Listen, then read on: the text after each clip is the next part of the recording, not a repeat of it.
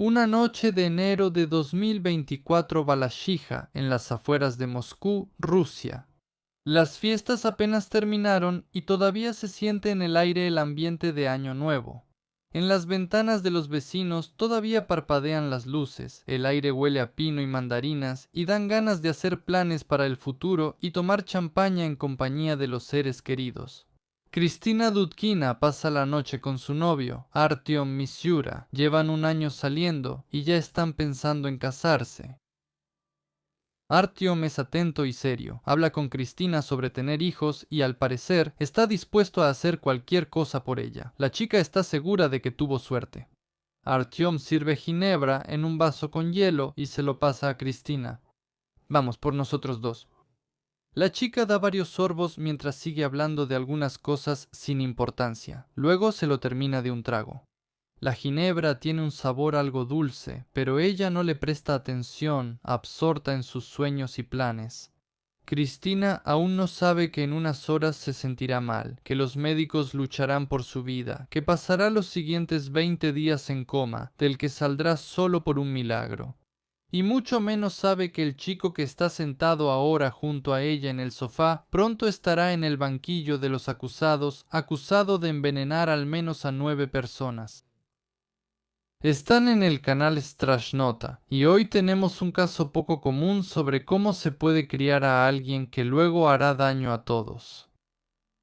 Dejaré materiales adicionales en el canal de Telegram de Strashnota. También suscríbanse a Patreon y Boosty, pueden hacerlo gratis para no perderse nada. Y den like, dislike y escriban comentarios después, claro, de ver todo el video completo.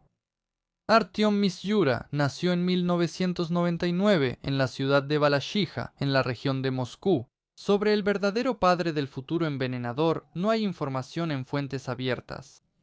Cuando Artyom tenía unos 5 o 6 años, su madre, Ekaterina Pulina, se casó con un hombre llamado Dmitri. Para el niño, él se convirtió bastante rápido en parte de la familia. Al principio, Artyom lo llamaba papá, después, ya siendo mayor, padre. Ekaterina, según el propio Misyura, quería mucho a su hijo, incluso por su carácter.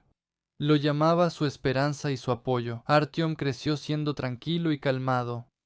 Nunca se metía en problemas y rara vez tenía conflictos. En la escuela, el niño estudiaba con facilidad y las materias no le costaban mucho trabajo. Tanto su mamá como su abuela Irina estaban orgullosas de él. Pronto, Ekaterina tuvo una hija con su nuevo esposo. Así fue como Artyom tuvo una hermana.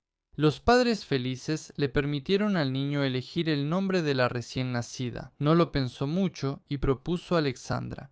La razón era simple y un poco conmovedora. En la escuela justo le gustaba una niña llamada Sasha. ¿De verdad quería a su hermana?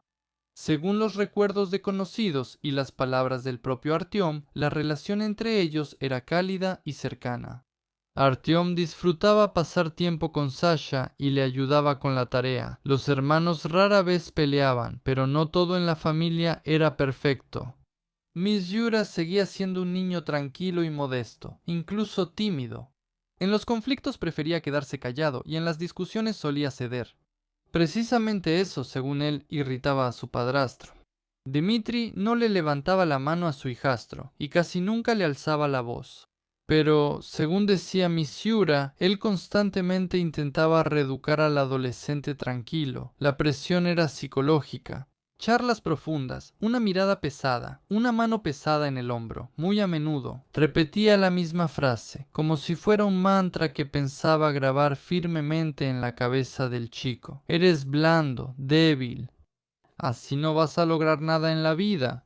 Si quieres que algo te salga bien, tienes que ser más atrevido, más decidido. Tienes que abrirte camino por ti mismo. Estas conversaciones se repetían una y otra vez. Según Artyom, su padrastro incluso lo llevó con un monje de origen griego, quien se suponía que debía guiarlo por el camino de la verdad. Se comunicaban a través de un traductor y no se sabe exactamente de qué hablaban, pero más tarde Misyura recordaba que los consejos le parecieron extraños. Como si el monje simplemente expresara los pensamientos de Dmitri, solo que de una manera más solemne y religiosa. Eso enfurecía y lastimaba a Artyom. Pero la vida seguía su curso, la escuela, los amigos, los primeros enamoramientos. Desde la primaria y casi hasta terminarla, Artyom fue amigo de una niña. La amistad infantil poco a poco se convirtió en el primer amor ingenuo que enternecía tanto a los padres como a los maestros. Las verdaderas relaciones adultas llegaron después, ya cuando Artyom ingresó a la Facultad de Economía de la Universidad Estatal Técnica de Automóviles y Carreteras de Moscú. Ahí conoció y empezó a salir con una chica llamada María. Pero entonces Dmitri volvió a entrometerse en la vida de su hijastro por esa relación. El padrastro no aprobó este romance casi de inmediato. En su opinión, María no era de su círculo. Sus padres vivían modestamente, ella se vestía de manera sencilla, sin pretensiones, pero según él, Artyom necesitaba a alguien que supiera el valor del dinero. Ekaterina intentó defender a su hijo, diciendo que era su futuro y que la felicidad no está en el dinero. Pero aún así no se atrevió a ir abiertamente en contra de su esposo. Como resultado, María nunca llegó a aparecer en su casa. Artyom ni siquiera intentó presentarla a su familia. La relación se fue apagando poco a poco y la pareja terminó separándose. Sin embargo, el padrastro era estricto no solo con su hijastro. También le tocaba a la más pequeña, su hija biológica. Misyura contaba que cuando Sasha creció un poco, el padrastro impuso reglas extrañas en la casa. Cuando él regresaba del trabajo, era obligatorio salir a recibirlo, y no solo salir a la puerta. Sasha tenía que correr hacia la puerta y abrazar alegremente a papá. Si la niña estaba cansada, enferma o simplemente de mal humor, Dmitri se molestaba mucho. Sasha quería a su papá y no quería decepcionarlo, así que salía corriendo. En 2021, Artyom Misyura se graduó de la Universidad Estatal Técnica de Automóviles y Carreteras de Moscú. El título era bastante sólido y las perspectivas se veían bien. Por un tiempo pensó en ir a la maestría, pero cambió de opinión. Con el título de licenciatura ya se podía trabajar y ganar dinero, pero aún había que encontrar un trabajo realmente bien pagado.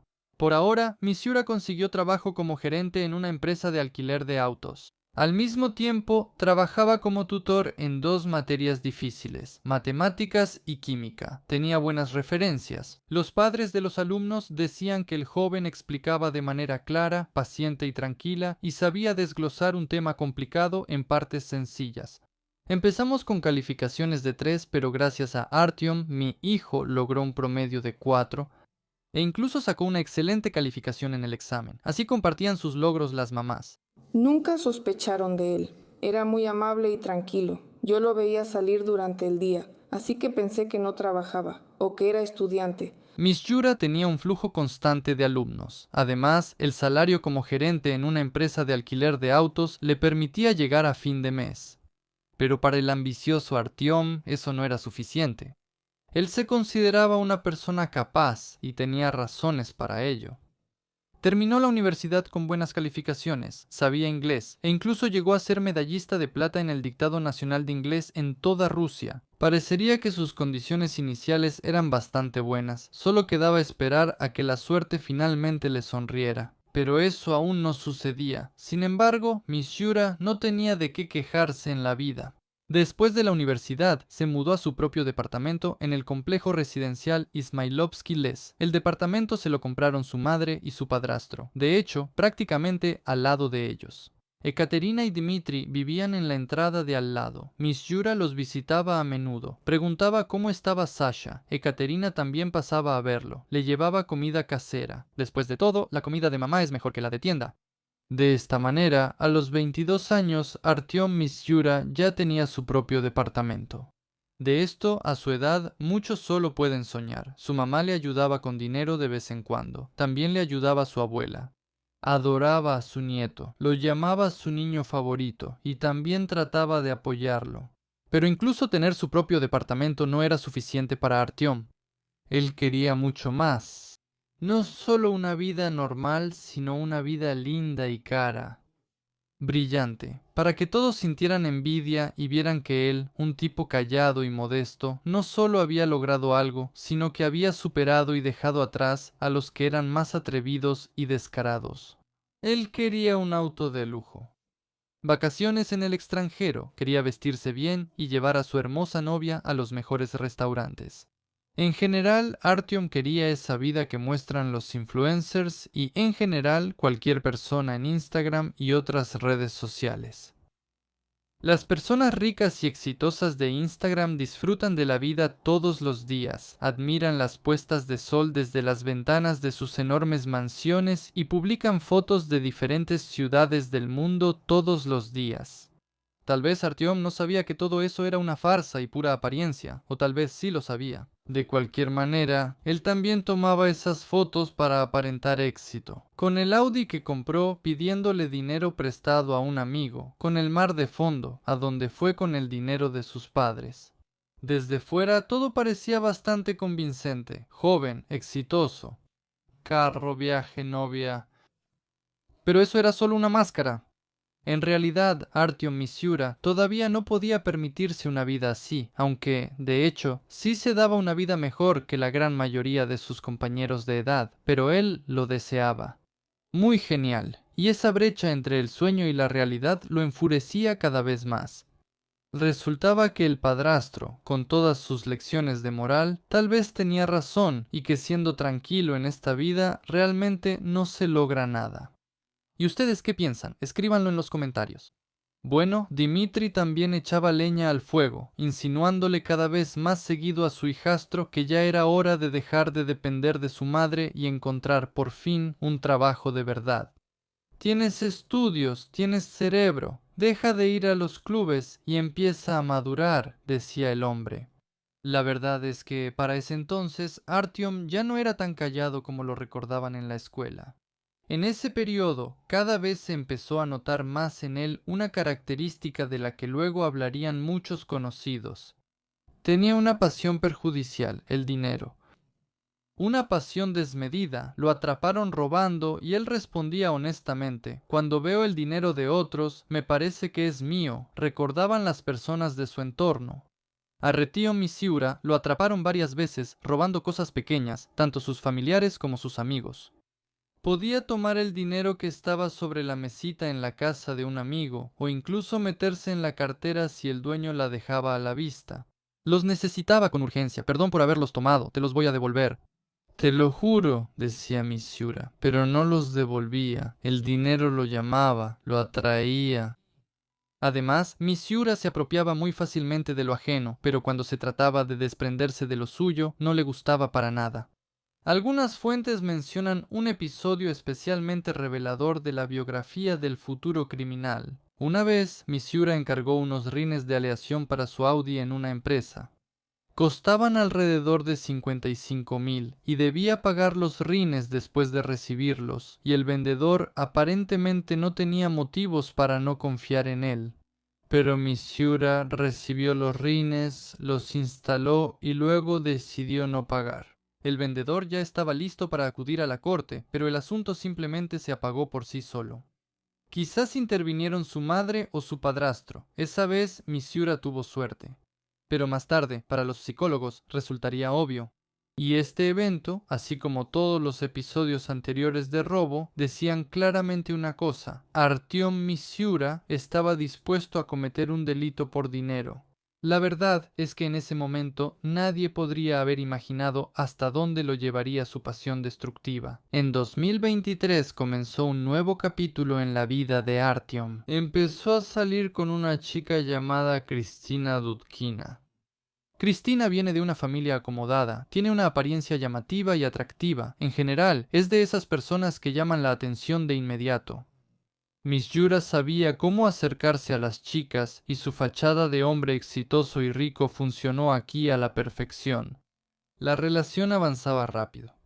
La pareja se volvió prácticamente inseparable. Los conocidos veían que Kristina simplemente estaba loca por Artyom. Pronto, los jóvenes ya hablaban de un futuro juntos, discutían sobre la boda e incluso planeaban tener hijos. Esta vez, el padrastro de Artyom, Roman, lo aprobó.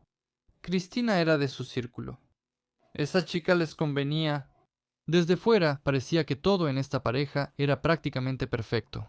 Los jóvenes se aman, todo va encaminado hacia el matrimonio y la familia. Pero Misiura sabía que todo eso era solo otra máscara, una vitrina detrás de la cual se escondía una vida que no era tan color de rosa. Cristina Dudkina no necesitaba dinero y estaba acostumbrada a vivir a lo grande. Los restaurantes y las compras caras eran para ella una parte natural de la vida. Cristina quería citas y romanticismo con su novio, pero Artyom seguía sin dinero. Más bien aparecían y desaparecían de inmediato. La deuda por el Audi que compró con el dinero de su amigo seguía ahí. El amigo le recordaba cada vez más seguido que debía devolverlo. Misiura ponía excusas y juraba que pronto pagaría. Al mismo tiempo, Artyom pidió dinero prestado en una organización de microfinanzas. Y ese es un mundo completamente diferente, donde la deuda crece a la velocidad de la luz y quedarse ahí es muy peligroso. Para tapar aunque sea algunos huecos, Artyom empezó a pedir dinero prestado a todos los que pudo. Le pidió a su abuela, prometiéndole que se lo devolvería. Le pidió a su madre, a su amigo Kostia, al hermano de Cristina, Ilya. No quiso pedirle a la misma Cristina. Por un lado, le daba vergüenza. Por otro lado, Misiura todavía intentaba mantener esa imagen exitosa ante ella. Ese mismo chico con auto, viajes y la buena vida. Pero necesitaba dinero. Y entonces volvió a aquello en lo que ya lo habían descubierto más de una vez. Empezó a robarle a Cristina.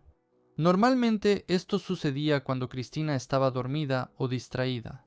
Misiura tomaba pequeñas cantidades, lo suficiente como para justificarlas con compras en la tienda o por descuido. Así fue como te compramos la blusa. ¿Ya se te olvidó? ¿Seguro que en la tienda no diste 5,000 en vez de 1,000? Misiura intentaba ayudar en la búsqueda. Pero luego empezó a sacar más directamente de la cartera o incluso simplemente a retirar dinero de la tarjeta de Cristina. Hasta cierto punto Cristina guardó silencio. Tal vez esperaba que fuera una casualidad o un error, o que Artyom seguramente lo explicaría todo por sí mismo. Pero cuando la cantidad desaparecida superó los 50,000, ya no fue posible quedarse callada. La chica le pidió directamente a Artyom que devolviera el dinero. La conversación fue difícil. Artyom admitió que tenía deudas. Dijo que los cobradores ya empezaban a molestarlo. Explicó que solo está tratando de salir adelante y que este periodo difícil ya casi termina, y entonces lo pagará todo. En ese tiempo, Misiura pasaba cada vez más tiempo en los casinos en línea. El dinero que le daban su madre y su abuela, y a su abuela, Misiura terminó debiéndole casi $500,000. A menudo el dinero iba precisamente a parar ahí. Jugaba una y otra vez, convenciéndose a sí mismo de una idea simple. Un poco más, un depósito más, otro depósito, y entonces todo cambiará. Recuperaremos lo perdido. Él ganará el premio mayor, pagará sus deudas y empezará una nueva vida. Pero por supuesto, el premio mayor nunca llegaba. Y cada mes las deudas solo aumentaban. Y así, el chico tranquilo y apacible, al que alguna vez le reprocharon ser demasiado blando, al parecer llegó a la conclusión de que ya no podía esperar más. Si el destino no te da dinero, entonces hay que quitárselo al destino. Más o menos en ese periodo, en la página de Misiura en VKontakte apareció una publicación con una cita del legendario boxeador Floyd Mayweather Jr. Así decía: ustedes son un montón de inútiles perezosos que esconden su flojera detrás de las circunstancias. Nunca se subirán a los podios ni conquistarán el Everest. Sus sueños siempre seguirán siendo solo sueños. Son charcos de lodo, sin objetivo, sin fuerza de voluntad ni perseverancia. Siempre están ocupados, les duelen las piernas, están demasiado cansados, demasiado jóvenes, demasiado viejos, demasiado enfermos, y además no están de humor. Todo lo que les queda es mirar con envidia a las personas exitosas y odiarlas. Odiarlos porque con su éxito les recuerdan su propia insignificancia. Muchos amigos después dirán que se sorprendieron al ver en la página de Artyom una publicación tan abiertamente misantrópica, emocional y llena de enojo. Quizá en ese momento reflejaba los sentimientos del propio Misiura, hundido en deudas, consciente de ser un fracasado y dispuesto a abrirse paso a la fuerza. Misiura empezó a comprar sustancias tóxicas a principios de enero de 2024. Según otros datos, antes, a finales de 2023, ¿Cuál era el objetivo de comprar y usar estas sustancias? Para ese momento, las deudas de Michiura ya no podían ser ignoradas. Préstamos, deudas con amigos y con su abuela, a quien le había pedido dinero una vez más. Todo eso sumaba casi 4 millones de rublos. Los cobradores empezaron a presionar, y Artyom empezó a buscar activamente una solución al problema. No un mejor trabajo, no una manera de llegar a un acuerdo con los acreedores, sino otra cosa: venenos. En su búsqueda del adecuado, revisaba minuciosamente Internet. A Misuru le preocupaban principalmente dos criterios. Necesitaba una sustancia que pudiera guardar legalmente en casa. Por ejemplo, un medicamento. Esta sustancia debía causar malestar y la muerte de manera gradual, y además que pareciera algo natural. Eligió el etilenglicol. El etilenglicol es conocido principalmente como un componente del anticongelante. Tiene un sabor dulzón. Y lo más importante, cuando entra en el organismo provoca una intoxicación grave, afecta los riñones y el sistema nervioso. Los síntomas pueden parecerse a una intoxicación alcohólica común. Según la versión de la investigación, Artyom Michiura planeó de inmediato todos los envenenamientos posteriores. El motivo fue exclusivamente por beneficio propio. Para saldar sus deudas, Artyom necesitaba conseguir dinero o bienes. El activo más evidente en la familia era el departamento de su abuela Irina, con quien seguía teniendo una relación muy cercana y de confianza, pero que ya no podía prestarle más dinero a su nieto. La mujer tenía casi 70 años. Si de repente se enfermara y muriera, a nadie le sorprendería. Pero había un pequeño problema. Después de la muerte de la abuela, el departamento quedaría para dos herederos, la madre de Artyom y el hermano de ella. Eso significaba que en el camino hacia el dinero había dos obstáculos más que debían ser eliminados. Y Artyom tomó esa decisión, fríamente, y siendo consciente de todas las consecuencias. Más tarde, Michiura dirá que para ese momento su relación con su padrastro Dmitri se había deteriorado por completo. Según él seguía entrometiéndose en su vida, criticándolo. E incluso intentó poner en contra de Artyom y la abuela a su hermana menor Sasha y a su madre. Así que había que deshacerse del padrastro o al menos castigarlo. Pero Artyom no empezó con los familiares. Si algo salía mal, las sospechas recaerían primero sobre él. Michiura necesitaba un primer sujeto de prueba, como un conejillo de indias al que pudiera observar. Y que, si algo salía mal, no pudiera causar. El conejillo de indias fue encontrado rápidamente. En enero de 2024, Artyom envenenó a Kristina Dudkina, con quien vivía en ese momento y con quien planeaba casarse. Era una noche normal, la pareja estaba en casa. Michiura, como si nada, le sugirió a Kristina abrir una botella de ginebra que ella le había regalado alguna vez. En la ginebra, Michiura mezcló discretamente etilenglicol. Cuando Kristina bebía, Michiura trataba de no mirarla para no delatarse. Más tarde, en el tribunal, Michiura lo explicará de manera extraña. Dirá que la decisión fue espontánea. Supuestamente, simplemente pensó que si Kristina se sentía mal, él podría ocuparse de sus asuntos y visitar tranquilamente a sus familiares. Ella no me dejaba vivir en paz. Se metía en todo, no me dejaba ni respirar, dirá él en el juicio para justificarse. La ginebra envenenada hizo efecto. Kristina se sintió mal, se desplomó en el suelo casi inconsciente. Michiura corrió a llamar a la ambulancia. Interpretó el papel de un chico atento de manera muy convincente. Fue al hospital junto con Kristina, la tomó de la mano y le aseguraba que todo iba a estar bien. A raíz del envenenamiento, Kristina cayó en coma y estuvo así casi 20 días. Por suerte, se recuperó y casi sin consecuencias. Los médicos le diagnosticaron a la chica una hemorragia cerebral, todo esto a causa de una intoxicación alcohólica. La versión parecía creíble. Incluso la ginebra cara puede ser de mala calidad, asentía Michiura. Durante todo ese tiempo, él seguía visitando a Kristina en el hospital, pero al mismo tiempo se ocupaba de otros asuntos. Mientras Kristina estaba inconsciente y luchaba por su vida, Michiura sacó un crédito a su nombre por casi 600.000 rublos. Ese dinero lo usó para saldar una deuda con una organización de microfinanzas y para pagar pequeñas deudas. Cuando Cristina salió del hospital y se enteró de lo que hizo su novio, simplemente rompió en llanto. Artyom, como siempre, aseguraba que lo devolvería después, pero, naturalmente, no devolvió nada. Entonces, Cristina Dudkina sobrevivió después del envenenamiento, y toda la situación le confirmó a Artyom que su plan funcionaba. El veneno funciona, la víctima no se queja del sabor extraño y se puede engañar a los médicos. Los diagnósticos suenan creíbles y, lo más importante, nadie piensa que la persona que planeó todo esto está muy cerca. La siguiente víctima que Misyura eligió fue su padrastro Dmitri. El envenenador comenzó a ejecutar esta parte del plan a principios de febrero del 24. Para esto, Artyom compró 1 litro de bebida de bayas y le agregó aproximadamente 50 mililitros de etilenglicol. Más tarde, en el tribunal, él explicaba tranquilamente por qué eligió precisamente este método. El etilenglicol es muy dulce. En la bebida de bayas se mezclaba sin notarse. Si lo mezclas bien, no se nota en absoluto. El plan era bastante sencillo. Misyura quería encontrarse con su padrastro fuera de la casa para eliminar la posibilidad de que su madre y su hermana fueran testigos.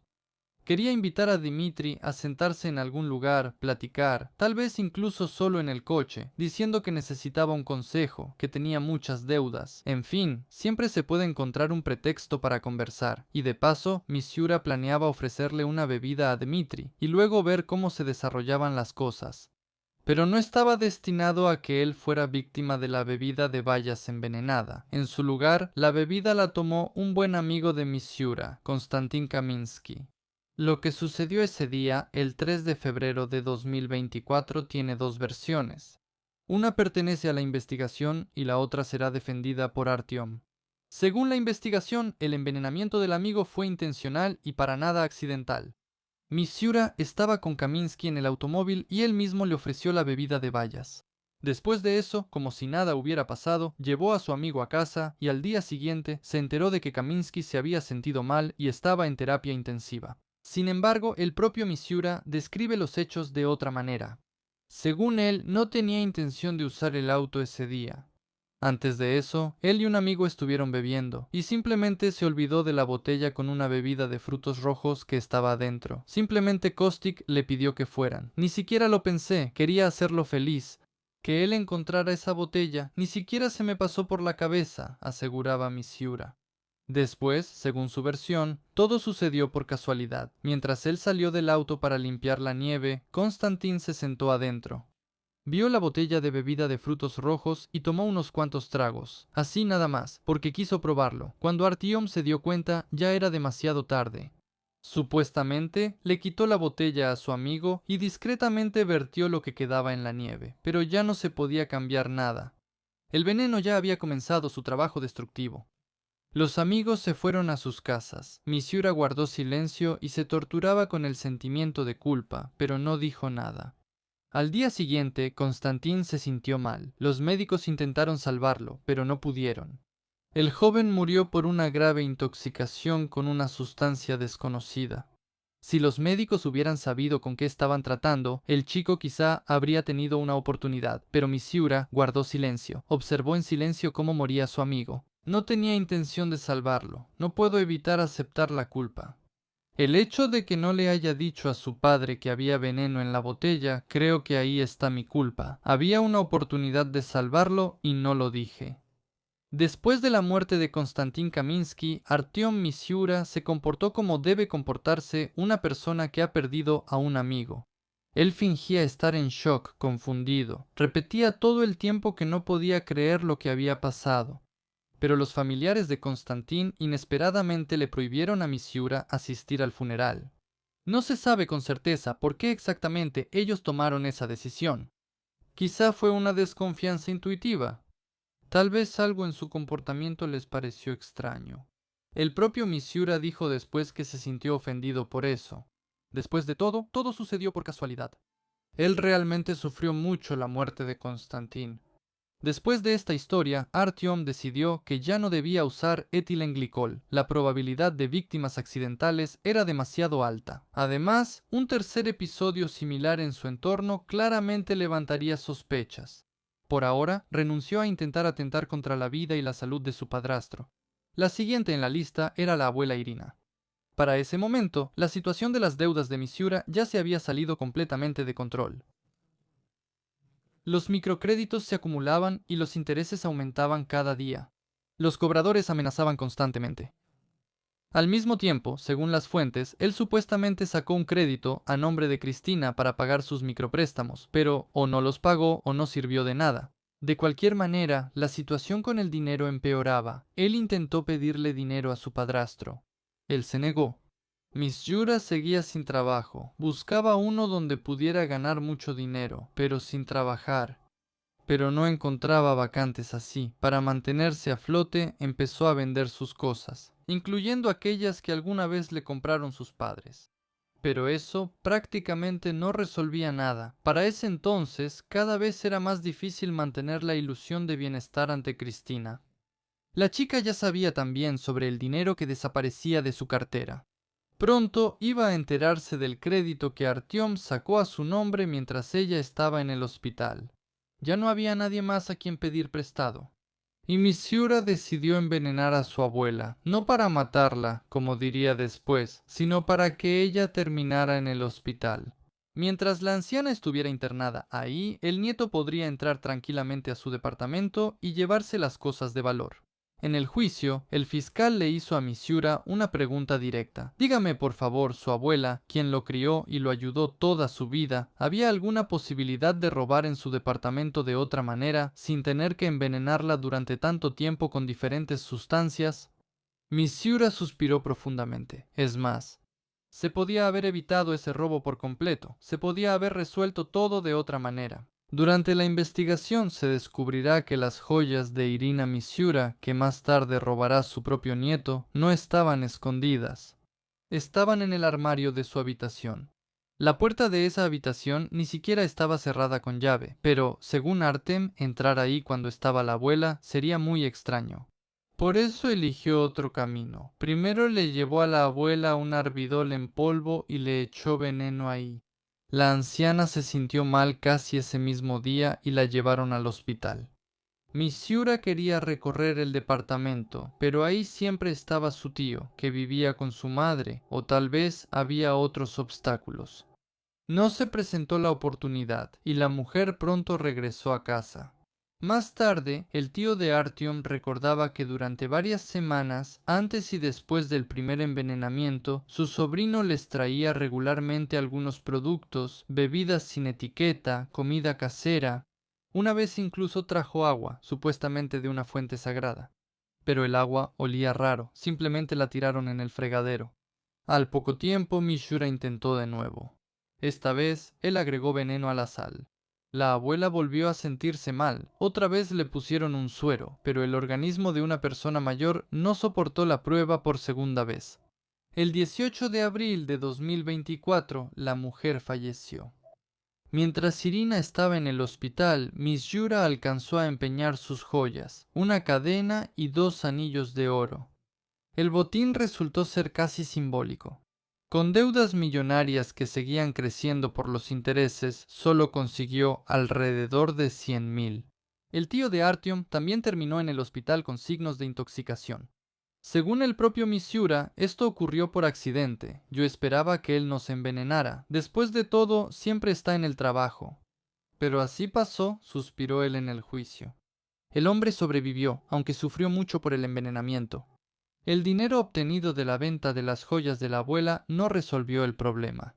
Los intereses seguían creciendo y la deuda era de alrededor de 4 millones. Misiura finalmente se decidió a desprenderse de su auto, ese mismo Audi para cuya compra pidió dinero prestado a un amigo y nunca se lo devolvió.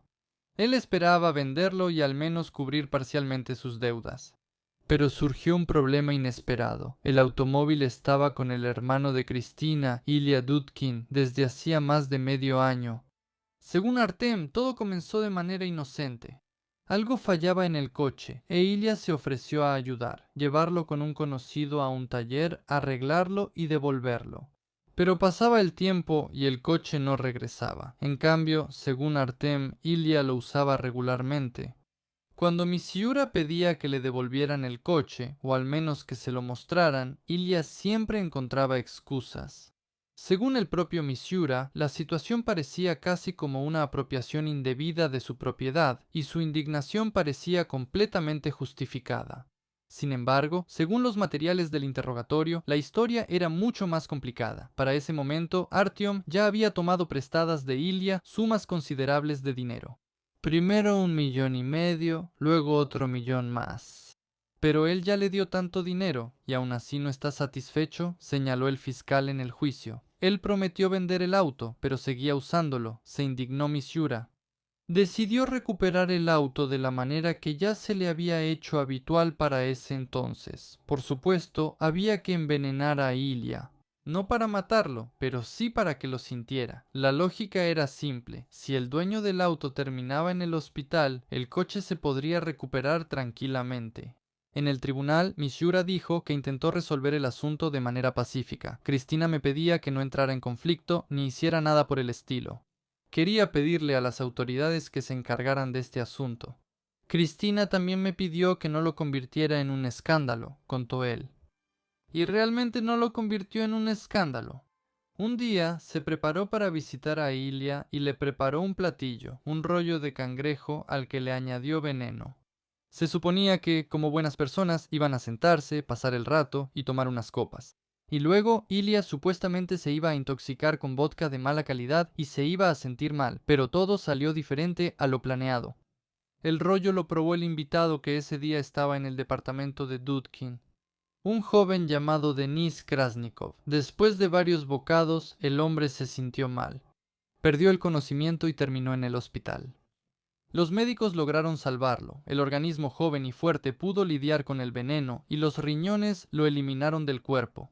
Krasnikov, después de ser dado de alta, regresó a casa, a Bielorrusia. Pero ahí volvió a sentirse mal. Lo hospitalizaron de nuevo, esta vez con sospecha de infarto. Es posible que fueran consecuencias a largo plazo del envenenamiento. En el juicio, Krasnikov contó que desde entonces simplemente no puede comer en casa ajena y los rollos de cangrejo, las barritas de cangrejo, le provocan un rechazo tal que hasta le dan ganas de vomitar. El propio Artyom comentó lo sucedido de manera breve y casi filosófica. Resulta que estuve en el momento y lugar equivocados. Ilya Dudkin también probó ese mismo rollo, pero salió relativamente bien librado. Casi inmediatamente después de comer empezó a sentir fuertes náuseas, y probablemente eso fue lo que lo salvó. El organismo se deshizo rápidamente del veneno. No necesitó hospitalización. Artem Misyura se sentía perfectamente bien físicamente, pero estaba anímicamente abatido. No funcionó con Dudkin, la abuela murió y seguía sin tener dinero. Entonces debía pasar a la parte principal del plan, envenenar a su madre y a su padrastro. Durante los meses siguientes, Artyom Misyura envenenó metódicamente a Ekaterina Pulina y a su esposo. Ponía veneno en la sal, el azúcar, la harina, el arroz y en la cafetera. Llevaba bebidas y comida envenenadas. Al mismo tiempo, evitaba pensar que su querida hermanita Sasha, que también vivía ahí, podía envenenarse. Ekaterina y Dmitri estaban enfermos, se sentían mal, tenían náuseas y vómitos. Los médicos les hicieron un lavado de estómago y les pusieron sueros intravenosos. Pero después de regresar a casa, todo volvía a empezar. El primero que se preguntó en voz alta sobre la implicación de Artyom Misyura sobre su relación con lo que estaba ocurriendo fue su padrastro Dmitri. Por lo general, es sumamente difícil suponer que una persona a la que has conocido toda tu vida, a la que criaste y para la que prácticamente te convertiste en un padre, está intentando hacerte daño. Pero Dmitri notó que en el entorno de Artyom ya habían muerto 2 personas, su abuela y su amigo Kostya. Y al menos otras 2 personas, Cristina y el tío de Artyom, terminaron en el hospital con signos de envenenamiento. Además, el hombre notó que los alimentos en la casa a veces tenían un sabor extraño. Después de otro malestar, Dmitri, temiendo no solo por su vida, sino también por la vida de su esposa e hija, acudió a la policía. Ahí le aconsejaron un paso simple pero efectivo: instalar una cámara oculta en la cocina. Y la cámara pronto dio la respuesta. En la grabación, que más tarde se convertiría en una de las principales pruebas, se podía ver cómo Misyura llegaba al departamento de sus familiares, entraba a la cocina y, asegurándose de que no había nadie, echaba un polvo blanco de una bolsa transparente en los alimentos. Y esto se repite una y otra vez. En junio de 2024 arrestaron a Artem Misyura. No ofreció resistencia y casi inmediatamente después de ser detenido, comenzó a dar confesiones. Reconozco completamente mi culpa, me arrepiento. Ofrezco mis más sinceras disculpas a todos mis seres queridos, familiares, conocidos, padres y amigos que sufrieron dificultades por mis acciones. He reconsiderado completamente mi actitud hacia todo y dejé de vivir en las ilusiones que yo mismo me había creado antes. No sé cómo será mi destino de ahora en adelante, ya sea que me envíen a la zona de la operación militar especial o a un lugar de reclusión, decía Misyura con emoción desde el banquillo de los acusados. Sin embargo, después de un tiempo, se retractó de parte de su testimonio. Artyom declaró que las confesiones fueron obtenidas bajo presión y que en realidad no tenía la intención de quitarle la vida a nadie. La muerte de su amigo y de su abuela las calificó como trágicos accidentes. Según su versión, lo máximo que quería era causar daño a la salud, pero no provocar la muerte. Hoy a Artyom Misyura se le acusa de quitarle la vida a 2 personas por un medio que puso en peligro a otras personas. Irina Misyura y Konstantin Kaminsky. Intento de asesinato de otras 7 personas, Kristina e Ilya Dudnik, el tío de Artyom, su madre, su padrastro y su hermana. Así como Denis Krasnikov, y también de fraude. El último episodio está relacionado con esa misma historia, cuando, después de envenenar a Kristina, él solicitó un crédito a su nombre desde su teléfono. El caso se está procesando por delitos graves del Código Penal de Rusia, incluyendo los puntos A, E, Z de la parte 2 del artículo 105 del Código Penal de la Federación Rusa y la parte 3 del artículo 159 del mismo código. En general, Artyom Misyura, por supuesto, es una persona en la que se formó desde bastante temprano una contradicción interna entre su imagen de sí mismo y la realidad. Por un lado, era un joven tranquilo, intelectualmente desarrollado y aparentemente exitoso, que sabía causar la impresión de ser confiable y amable. No parecía conflictivo, no mostraba agresión directamente, inspiraba confianza fácilmente y en general daba la impresión de ser una persona que preferiría ceder antes que entrar en un enfrentamiento abierto. Fue precisamente esa suavidad exterior la que durante mucho tiempo enmascaró su verdadera estructura interna de personalidad. Sin embargo, psicológicamente, él estaba construido en torno al doloroso tema de su propia importancia. Para él era sumamente importante la sensación de éxito, superioridad y reconocimiento. Al mismo tiempo, los logros reales no correspondían al estilo de vida que él quería demostrar. Y surgía una brecha crónica entre el deseo de estatus y la situación real. Esa brecha a menudo lleva a la formación de un comportamiento compensatorio. La persona empieza a construir una fachada, una máscara, una imagen de éxito que debe confirmar su valor ante los demás y ante sí mismo. Para Misyura, esa fachada poco a poco se volvió más importante que la realidad, cuando mantenerla se volvió imposible por medios normales. Con trabajo, carrera, crecimiento gradual, empezó a buscar un camino más rápido y arriesgado.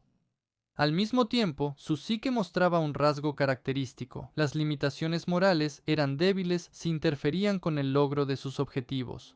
Se apropiaba fácilmente del dinero ajeno, lo racionalizaba, prometía devolverlo y no sentía una culpa persistente.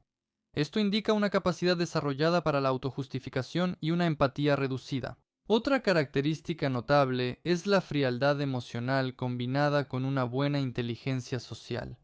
Él sabía comportarse como se esperaba de él. Ser atento, comprensivo, agradecido. Pero eso parecía más un papel que un sentimiento genuino. Este tipo de personas a menudo saben cómo imitar las emociones necesarias porque entienden qué reacciones se esperan de ellos. Por eso, las personas a su alrededor no notaron el peligro durante mucho tiempo. Al mismo tiempo, su motivación no era impulsiva, sino más bien calculada. Actuaba de manera gradual, comprobando las consecuencias y observando el resultado. En su comportamiento se nota un tipo de pensamiento donde las personas a su alrededor son vistas como herramientas para resolver problemas. Esto no necesariamente significa una completa ausencia de sentimientos, pero sí que los propios objetivos y miedos ocupan un lugar tan central que los destinos de los demás pasan a percibirse como algo secundario. También es interesante que su agresión es prolongada, no se expresaba de manera directa, se acumulaba de forma oculta. Exteriormente él podía parecer tranquilo e incluso amable, pero por dentro crecía una sensación de humillación y de no encajar, la sensación de que la vida lo está dejando de lado. Cuando una persona con esa tensión interna encuentra una manera de obtener poder sobre los demás, especialmente de forma secreta, eso puede provocar una sensación de control y de estar compensando su propia debilidad. El padrastro en este sistema juega un papel psicológico importante. Por lo visto, es una persona que transmitía un modelo rígido de éxito basado en la fuerza. Él constantemente resaltaba la falta de dureza de su hijastro y le exigía que fuera más decidido. Mensajes así, repetidos durante años, pueden hacer que el adolescente desarrolle una sensación de inferioridad. Al mismo tiempo, el padrastro no mostraba agresión directa. La presión era más bien psicológica. Esto crea una forma especial de conflicto.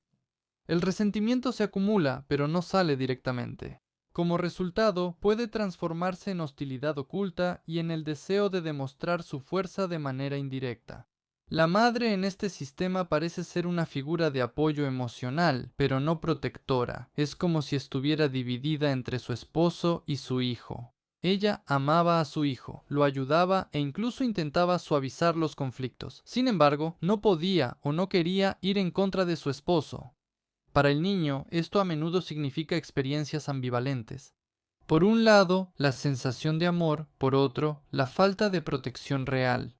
Esta dinámica puede aumentar la inestabilidad interna y formar la creencia de que en una situación crítica la persona se quedará sola. Cristina parece ser una persona confiada y emocionalmente involucrada. Ella se involucró rápidamente en la relación, veía a su pareja como un hombre confiable y prometedor, y en general se enfocaba en un escenario romántico para el futuro. Su comportamiento indica un nivel bastante alto de confianza y una tendencia a explicar los eventos extraños a favor de su pareja hasta que las dudas se vuelven demasiado evidentes. Las personas con este tipo de relaciones a menudo resultan ser vulnerables a las manipulaciones. Tienden primero a creer y solo después a dudar. El padrastro Dimitri, al parecer, es una persona con una marcada inclinación hacia el orden y el control. Él exige mucho a los que lo rodean y busca moldear el comportamiento de los miembros de la familia mediante la disciplina y constantes sermones. Este tipo de personas suele estar convencido de que la rigidez es la única manera de criar a una persona fuerte. Y aquí se puede preguntar, ¿y cómo van los resultados? Al mismo tiempo, pueden no darse cuenta de que la presión constante no genera fortaleza en la otra persona, sino resentimiento oculto y protesta. En general, toda la historia muestra el choque de varias líneas psicológicas. Por un lado, un joven con un afán obsesivo por el éxito y una sensación de estar subestimado. Por otro lado, una familia donde hay presión y expectativas de conformidad, ciertos modelos de poder y éxito. Y cuando a esto se le suman las deudas, el miedo a ser descubierto y la destrucción de la propia imagen, la psique empieza a buscar soluciones radicales. En ese estado, la persona poco a poco deja de percibir lo que sucede como una tragedia. Empieza a ver lo que sucede como una serie de tareas que hay que resolver. Por eso, el comportamiento de Miss Yura parece frío y casi cotidiano, incluso en situaciones donde una persona común experimentaría una fuerte crisis emocional. Si la culpabilidad de Miss Yura se demuestra por completo, podría enfrentar de 25 años a cadena perpetua porque los cargos, como mencioné antes, son graves. El propio Miss Yura espera que la sentencia sea en años, no quiere pasar la vida en prisión. En las audiencias del tribunal, el envenenador de Balashija se comporta con calma e incluso un poco distante. Casi no muestra arrebatos emocionales ni hace declaraciones altisonantes. Habla de manera tranquila y segura, como si estuviera discutiendo asuntos cotidianos, con la misma seguridad y tranquilidad con la que mostró en el reconstrucción de los hechos, donde puso el veneno. Todo el material adicional lo dejaré en Telegram. Lo único que claramente no le gusta son las cámaras. Cuando al inicio de la audiencia los periodistas entran a la sala del Tribunal Regional de Moscú, Artyom ya está de espaldas. Por seguridad, se pone la capucha sobre la cabeza y se cubre la cara con una mascarilla médica. Se la quita solo después de que aparece el abogado y comienza la audiencia. El tiempo entre las audiencias, Misyura lo pasa en el centro de detención preventiva. Ahí su vida transcurre según una rutina bastante monótona. El delincuente está recluido en una celda para 4 personas, donde junto con otros detenidos prefiere dormir casi hasta las 10 de la mañana. Después de levantarse, comienza la rutina habitual: desayuno, higiene, oración, preparar la comida, paseo. El tiempo libre lo pasa leyendo libros y entrenando. Según los empleados, trata de mantenerse en forma y lee mucho. La comunicación con su familia prácticamente se ha perdido. A veces Misyura les envía correos electrónicos a sus padres, los felicita en las fiestas, les pide perdón y escribe que se arrepiente, pero no recibe respuestas. Ekaterina Pulina confesó en una entrevista con periodistas que ella ya perdonó a su hijo, pero su esposo le prohíbe verlo y responder a sus cartas. Mientras está bajo investigación acusado de homicidio, intentos de asesinato y fraude, Misyura ya está pensando en lo que hará cuando salga en libertad. Así declaró que, después de ser liberado, tiene la intención de cambiar su vida radicalmente. Él quiere dedicarse, como ahora es común declarar, claro, pero no dedicarse a la religión, sino a hacer peregrinaciones a lugares sagrados e intentar restablecer la relación con su familia. Sin embargo, queda un detalle. Para hacer esos planes, primero tendría que salir en libertad, y hay una gran probabilidad de que el criminal de 26 años tenga que pasar el resto de su vida en prisión. Pero eso aún no es seguro. ¿Y ustedes qué opinan sobre este caso? Den me gusta, no me gusta, dejen sus comentarios y vean otros videos en el canal. Salen, aunque no siempre reciban notificaciones al respecto.